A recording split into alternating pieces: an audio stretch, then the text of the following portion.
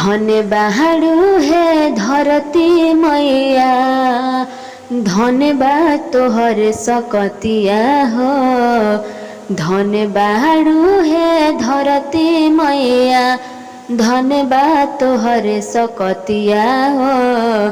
तोहरे माटी से बनल और तोहरे बालू से बनल सब देवी के मूर्तिया हो। तोहरे माटी से बनल सब देवता के मूर्तिया हो। तोहरे माटी से बनल रूप देखी भाग जाला दुखावा बलैया। लागता कि मूर्ति से हंस दी है मैया। धन बाड़े का हरवा जवन गढ़ले बाड़े मूर्तिया हो। धन बाड़े का हरवा जवन गढ़ले बाड़े मूर्तिया हो।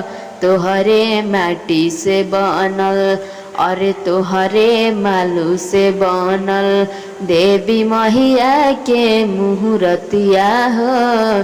तोहरे बालू से बनल देवी मैया के सूरतिया हो। तोहरे माटी से बनल माटिए के गादा तीर सुले तलवार हो। माटिए प बैठी मैया बाट तारी प्यार हो। माटिए के गादा तीर सुल तलवार हो।